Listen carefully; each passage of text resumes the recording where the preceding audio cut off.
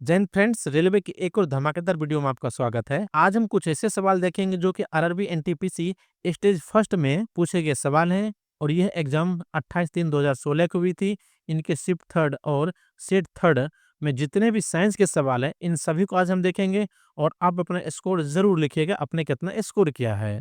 और इसी तरह की इंफॉर्मेटिव वीडियो के लिए हमारे चैनल को लाइक करें, शेयर करें, सब्सक्राइब करें। और शुरू करते हैं आज का पहला सवाल।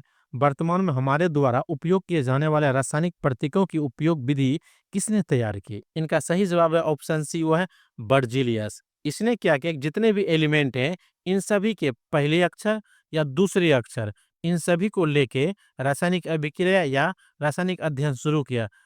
अगला सवाल, पृथ्वी पर जल चक्र किसके द्वारा संचालित होता है? इनका सही जवाब है ऑप्शन सी, वो है सूर्य। मान लिया ये सूर्य है और इनकी रोशनी चारों तरफ निकलती है। पृथ्वी पर समुद्र है चारों तरफ और नदी है, नाले जो भी है, इन पे रोशनी पड़ती है सूर्य की गरम गरम। यहाँ से वाष्पित होके ये आकाश में घूमती है, वाष्प बन के, और फिर वाष्प जहाँ ठंडा मौसम इसको मिलता है आकाश में, वहाँ फिर ये बारिश की बूंदें बरस जाती है। यहाँ से पानी निकलता है, फिर बादल के जरिए फिर धरती पे पानी आ जाता है। इसे बोलते हैं जल चक्र और यह सूर्य के द्वारा संपादित होता है। अगला सवाल, मत्स्य का संबंध मछली से वही है जो कोलनी का संबंध किससे है? इनका सही जवाब है ऑप्शन सी, वह है पक्षी। अगला सवाल, मंगलयान को कहां से प्रक्षेपित किया गया था? इनका सही जवाब है श्री हरिकोटा द्वारा, और इसे इसरो ने प्रक्षेपित किया था और PSLV-C-25 के द्वारा प्रक्षेपित किया गया था। अगला सवाल, जिमी वेल्स और लेरी सेंगर किससे संबंधित है? इनका सही जवाब है वह है विकिपीडिया से। ये दोनों विकिपीडिया के सह संस्थापक हैं और विकिपीडिया पे आपको किसी भी मशहूर हस्ती के बारे में पूरी जानकारी मिलती है।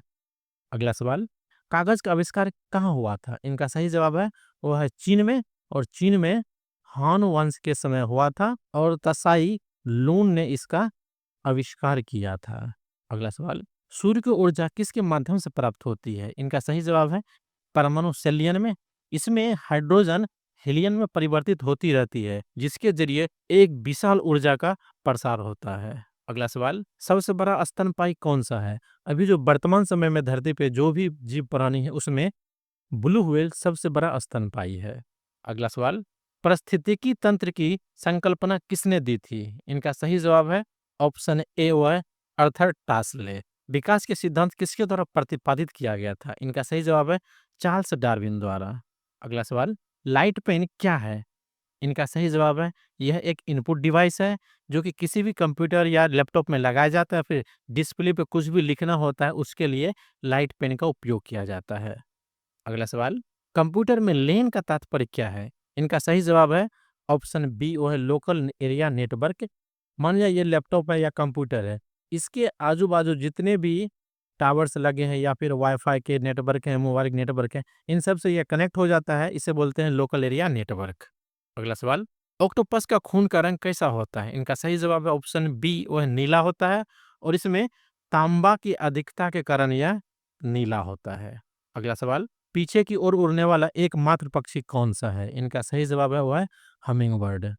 अगला सवाल, मानव शरीर में सबसे छोटी हड्डी कौन सी है? इनका सही जवाब है स्टेपीज, और यह हड्डी, ये जो कान है, कान के मध्य में पाई जाती है।